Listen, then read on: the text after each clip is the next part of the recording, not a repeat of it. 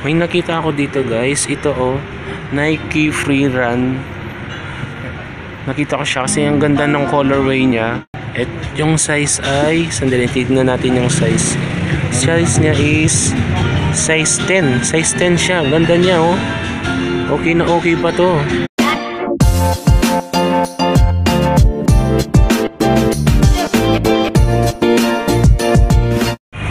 What's up guys? Maligayang pagbabalik sa channel ko. Meron akong isang subscriber, si Sir Gary Louie Tagle.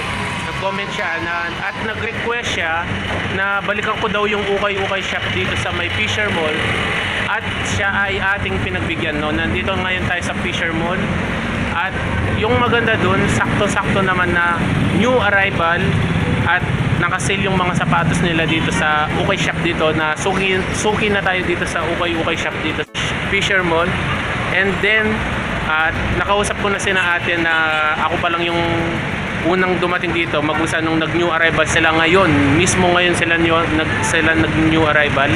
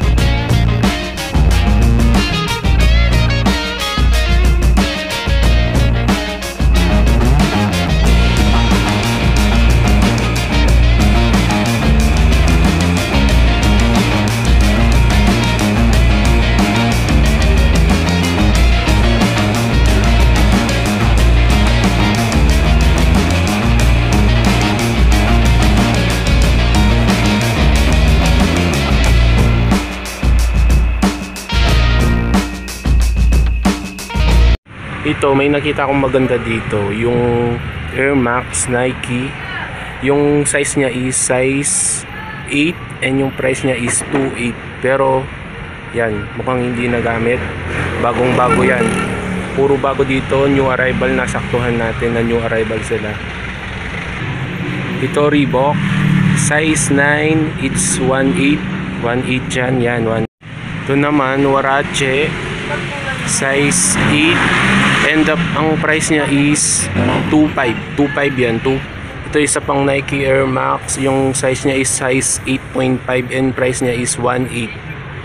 Ito Adidas. Yung price niya is 1.8 and then yung size niya is size 10. Size 10 to. Yan. Ganito. New arrival sila. Kaya ganyan yung marami pang magaganda. Kaya kung gusto nyong makabili ng magagandang sapatos na ukay-ukay na mas mura, ito, punta na kayo dito. Ito, Air Max Nike Accelerate 5. Accelerate 5 to sa pagkakaalam ko. Yung size na ito is size 8.5. Yung price niya is 3.5. 3.5 to, 3.5. Ito guys, Jordan, size 8. Size 8 yan. Tapos yung price niya is 2.3. Ito, isang Jordan pa. Jordan yan. Yung price na ito is 4,000. Yan, 4,000. Pero walang kasing nakalagay na tag dito kung anong size niya. Pero I think yung size nito is size 7. Size 7.5, I think. Ito guys, Nike Lunar Glide 5. Yan. Tingnan nyo kung gano'n yung quality niya. Tapos hindi siya ganun kaano sa ilalim niya. Yung mga tama niya sa ilalim, wala.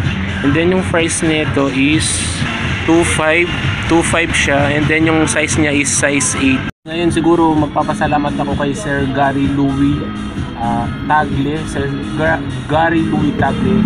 Kung hindi dahil sa kanya, hindi ako mapupunta dito sa may Fisher Mall, dito sa may tabi ng Fisher Mall, yung ukay-ukay dito. Kung sa mga subscribers ko dyan na nakakaalam, 2 beses na ako nagpunta dito, at ito yung pangatlong beses, at dahil yun kay Sir Gary. So hindi ko expect na mismong araw na to nag-new arrival sila, and then yung nasa bandang harap doon, sa bandang harapan is last day na lang yung pinapaubos na nila. And then ganito yung nangyari. Yan, natsyempohan natin lahat ng magagandang sapatos. Ayan, yan, puro ano yan, magandang sapatos. Although merong mga iba na replika, pero mas marami pa rin yung mga sapatos na legit. So ipapakita ko sa inyo yung mga iba't ibang sapatos na nandito, at siguraduhin ko kayo, mayroon kayong mga mapipili na magugustuhan nyo. Kaya kung kayo gusto nyong pumunta dito, yung description ng location nandyan, tsaka yung pinaka talagang kumbaga yung lugar na dapat yung hanapin para makapunta kayo dito is yung Fisher Mall dito sa may Quezon City. At kung galing ka ng Muñoz, ay kung bababa ka ng LRT ng Muñoz, sakay ka lang ng jeep doon papuntang Fisher Mall, merong sakayan ng jeep doon, magpipila ka nga lang. So ito, ganito karami yung mga sapatos nila ngayon. Lahat dyan magaganda quality.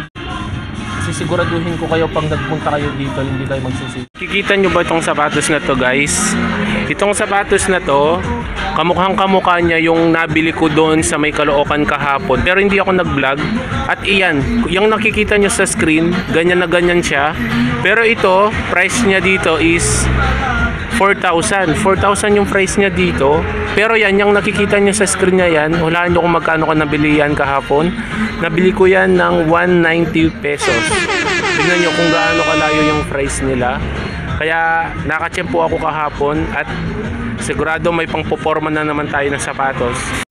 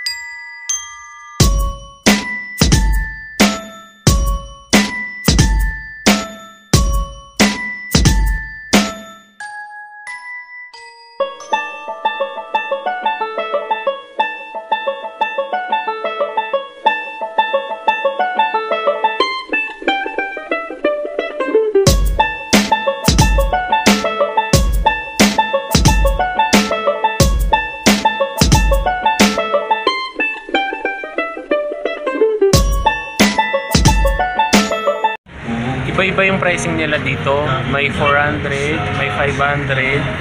And then yung mga bago, yung mga new arrival, pumapalo yung price nila from 5,000 below. Pero kadalasan 1,800, 5,000. So ganun naglalaro yung mga price nila. Pero kung isipin mo yung price na yun, umabot ng 1,000 yun. Pero dun sa quality at sa origin, yung pagiging orig ng isang sapatos, sa tingin ko, swak siya, swak yung price na yun kung bibili ka dun sa brand new na gano'n na sapatos. Pero kung pupunta ka dito, huwag kayong magtiwala dito sa feature nitong camera ko kasi magkaiba yung itsura nila sa kung personal mo silang makikita. So kung advice ko sa inyo, kayo pumunta dito para makita nyo kung gaano kagaganda talaga yung mga sapatos dito.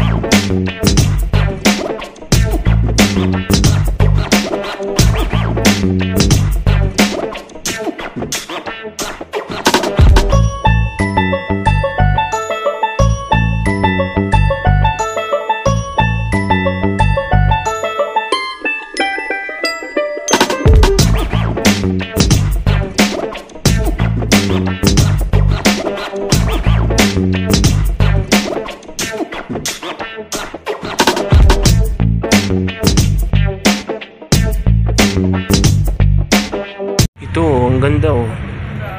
Adidas. Ano kasi klase ng Adidas to?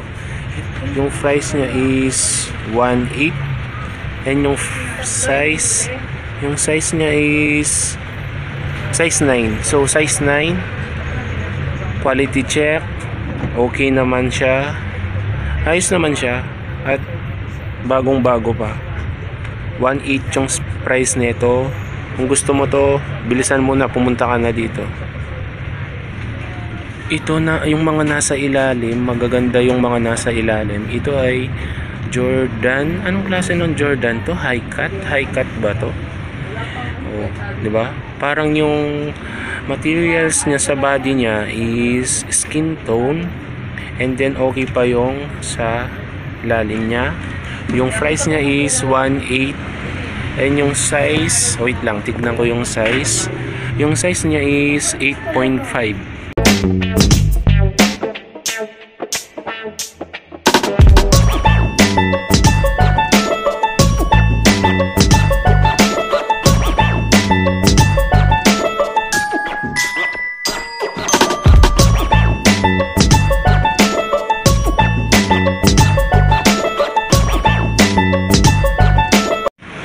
May nakita ako dito guys, ito oh, Nike Free Run. Nakita ko siya kasi ang ganda ng colorway niya. And then yung price niya is 3,000. At yung size ay, sandali, tignan natin yung size. Size niya is size 10. Size 10 siya, ang ganda niya oh. Okay na okay pa to. Bagong bago pa siya oh, mukhang di pa ginamit. Okay na okay pa siya. Guys, papakita ko lang sa inyo to itong mga naka-rack na yan, yung mga nakasakay na, tsaka dun dun na sa kabila. Asan ba yun? Yun sa kabila, yan. Yung price niyan is 500, tapos yung bandang likod is 400.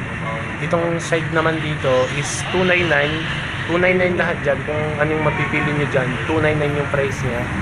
Tapos dito is 299 din. Yan, yung nandito sa likod ko, 299 din yung price lahat ng yan. And then itong part na to, itong nasa gilid ko naman na to, is 1.5. Kung ibibigyan ko lang kayo ng advice guys, nagtingin-tingin ako sa YouTube, sa Google, at tinignan ko yung mga original price ng mga ibang sapatos dito.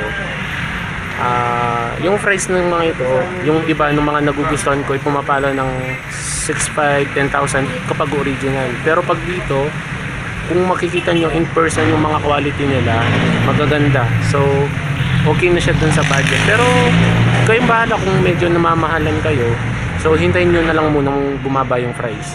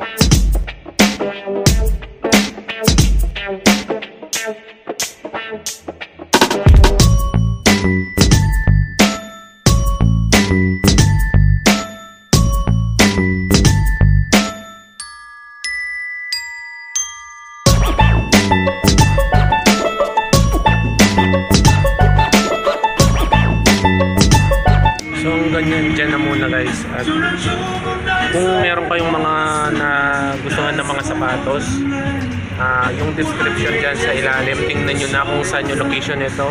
Pero yung pinaka nito, yung malapit siya sa may Fisher Mall dito sa Quezon City. Kaya tingnan mo na yung description dyan, nandun yung link ng location. Nasa bahay na nga tayo guys, at dyan ko natatapusin itong ukay vlog natin ngayong araw na to. So sa bagay, konting advice muna dun sa mga gustong pumunta dun sa ukay shop na pinuntahan ko kanina. Yung ukay shop na yun, dun pa sa mga hindi nakarinig kanina, yung ukay shop na yun, nasa tabi siya mismo ng Fisher Mall. And then yung pangalan PG RJ ata yung pangalan ng shop nila. So makikita mo naman dyan sa videos, dyan sa bandang una, makikita mo kung saan banda yun. And then kung hindi mo mahanap at hindi mo alam yung Fisher Mall dito sa Quezon City, tignan mo yung description dyan sa ilalim. Nandyan yung description, i-click mo lang yan, lalabas na kung saan siya banda. And then, so ngayon mag-shoutout na ako dun sa mga subscribers ko dyan. By the way, maraming salamat pala kay Sir Gary Louis Tagle. So shoutout sa iyo, kamusta ka na dyan Sir Gary Louis Tagle. Siya yung nag-request sa akin, which is pinagbigyan ko naman, ito nga yung vlog na to, na bumalik ako dun sa Fisher Mall, ukay shop. So shoutout sa iyo sir, maraming salamat din kasi na-tiyempo din na new arrival sila, at saka nakasale din yung mga naglalaro yung price ng mga sapatos nila, yung mga anong tawag doon, yung mga pinakamababang price is 500, 299, 400, tsaka 1.5. So yung mga magaganda talagang klase, yung mga branded na shoes na kala mo bago pero orig, is mamapalo talaga sila ng mahal na price. So asahan natin talaga pag new arrival yung isang sapatos, talagang mahal siya. So dito na tayo sa shoutout, at para matapos ko na. So shoutout sa G-Unit family. So G-Unit family, dun sa mga hindi ko na kayo isa-isahin kasi sobrang dami na. Especially Maki Tropa, Chong, Rogelin One, Cristay Banghilista, si Jeron Taruk, marami pa. So basta G-Unit family, shoutout sa inyo. And then si Dahon Rada, sir, shoutout. Ito may channel din siya. Ito isa rin siyang vlogger na ma-inspire ka dun sa mga vlogs niya.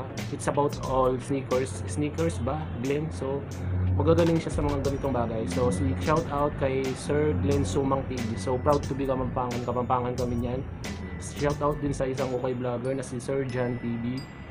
And then si Sir Bong Ibanez yan, isang ano natin dyan, masugid na subscriber, si Sir Bong Ibanez, si Joshua Bangkuyo, shoutout sa iyo, ID Stories, Gio Star Master, Joshel 23 Kulala Jr., Robbie Padillas Vlog, so shoutout sa inyo, Ivan Lumasag, and then dun sa mga iba pang ukay vlogger na kilala ko, sina Martin Chongson, si Dingding TV, ay isa pa pala si Nurse Lagalag ba yun? So shoutout sa iyo Sir Nurse, isa rin siyang as far as I know, si Sir Nurse is kapampangan din, kamukha ni Sir Glenn Sumang TV. Maraming salamat sa inyo. Kung mapapansin nyo guys, medyo tumamlay ako ngayong pag-uwi ko kasi nabigla ako dun sa kinain ko kasi nagmerienda ako, nabigla yung tiyan ko, parang nasusuka ako na sobrang sakit ng tiyan ko. So pinipilit ko lang magsalita para makapag-outro ako, at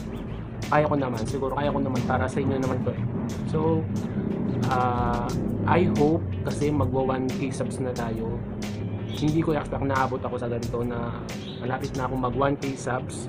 So dun sa mga hindi pa nakasubscribe dyan, please click mo yung subscribe button dyan sa tabi niyan, yung kulay pula, i-click mo yan, and then pag may lumabas na isang bell dyan, i-click mo rin yung notification bell na yan, kasi yung notification bell na yan, pag na-click mo yan, magiging updated ko dun sa mga every season na ina-upload ko ng mga episode sa Ukay Vlog. So please subscribe na kayo guys, and then maraming salamat sa lahat ng mga 900 plus na subscribers ko na nagmamahal, nagtitiwala pa rin sa akin, and then lumalaki na yung mga pamilya ng mga Pars. So Pars, kung gusto mong maging isang pamilya, kung gusto mong mapabilang sa mga Pars family, so click mo na yung subscribe button dyan.